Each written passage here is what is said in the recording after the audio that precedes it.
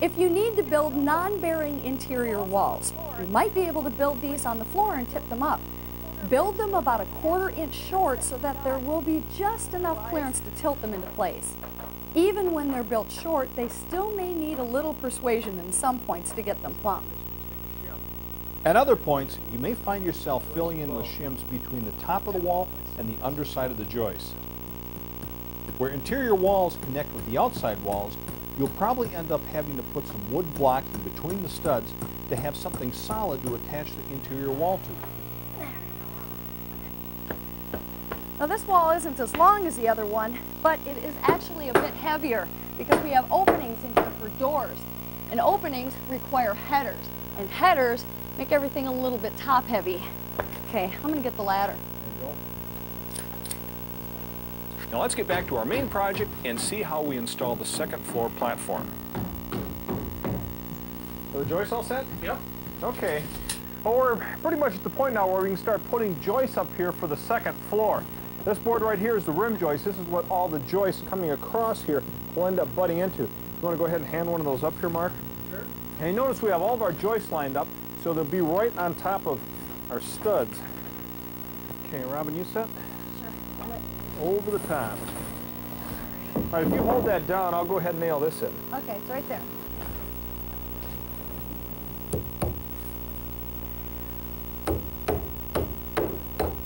Ready, Robin? Yep. Whoa. Coming at you. Okay. It's about a 24-foot span for our joists across the addition and over this back stoop. Since we've got this wall here, we can use 2 shorter pieces of lumber and join them together in the middle. Okay.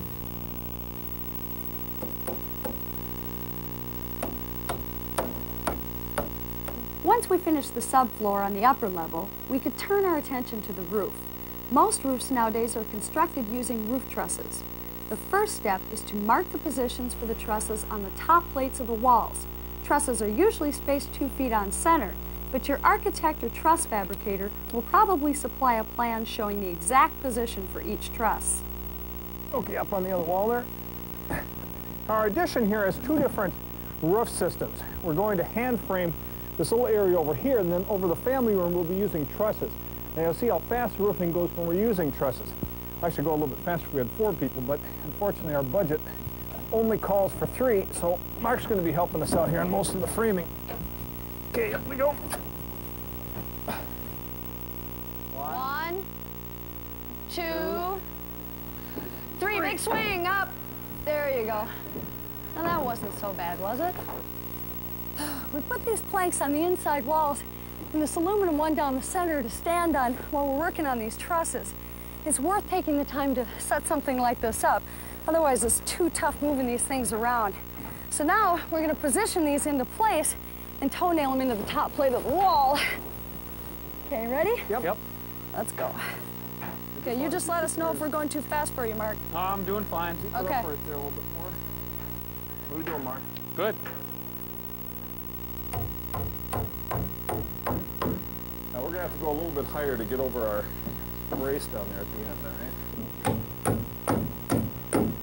right? Now many times you can just toenail on the base of the trusses and they'll stand there by themselves. But ours are a little bit top heavy, so we've thrown in a couple of extra braces up there on top. Now what we're going to do is run a long brace all the way across the roof as we install the rest of the trusses here. Mark, you going to lay out that 1x? Yeah, I've got it ready. Okay. Okay, let me get this nailed in right here, okay? Okay. Right there. I can see how a guy could really nail a finger on this one. There we go. Okay, that's in. I guess we can get the rest of these in here then, huh? Okay. Okay, come my way a little bit. Okay, right there. Yep, there, I'm flush. All the braces that we've installed so far have been temporary. They're just keep everything from not getting out of kilter. But the braces we're installing next are permanent. They actually slide in between the trusses. I'll end up taking the temporary ones down. We want to leave them up as long as possible. We'll probably remove them once we do the roof sheathing.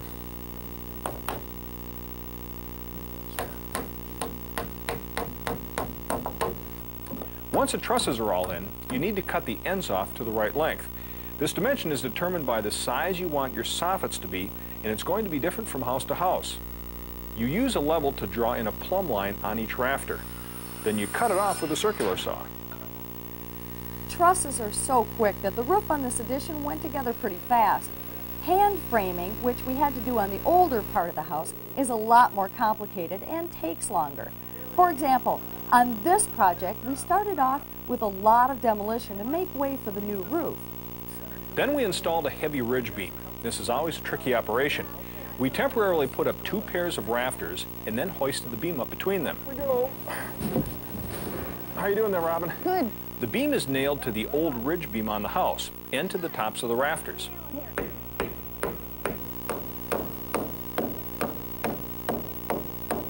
In this situation, we also have to support the end of the new ridge beam with a header over the opening at the top of the staircase.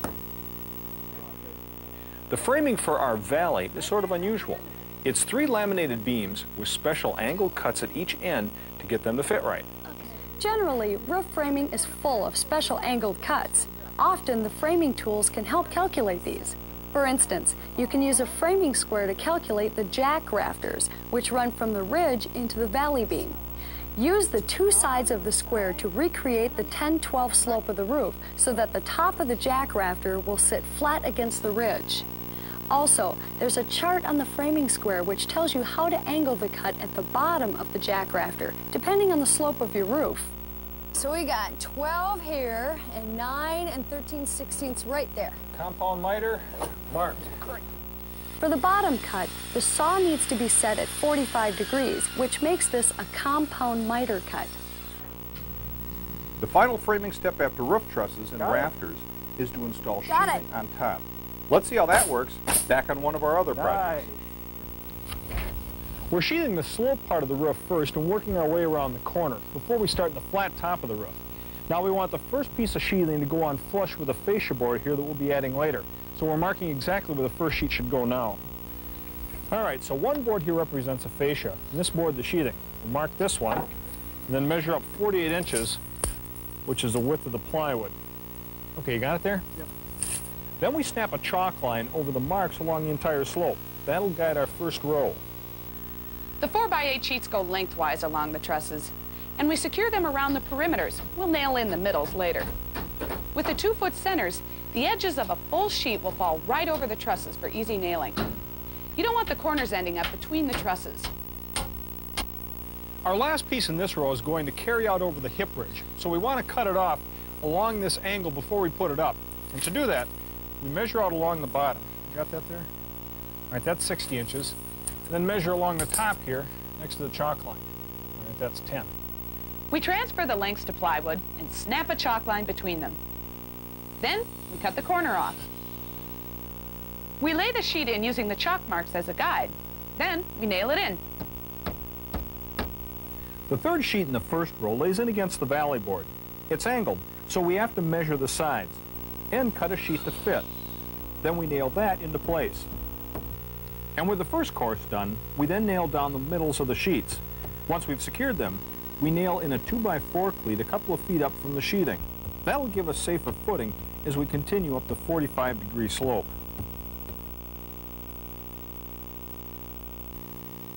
We're putting these clips on the edges of the plywood to strengthen the joints between the first row and the second row of plywood. We're putting them in every 2 feet or so between the trusses. We put in the second row of sheathing using the same techniques, but we do start this row 4 feet over from where we started the first row. That staggers the seams from course to course, which increases the strength. As on the first row, we do cut pieces to fit the hip and the valley. All right, 26 3/4. Now the third row of plywood gets cut off lengthwise. This way it lines up evenly with the top of the roof. Other than that, the installation's pretty much the same.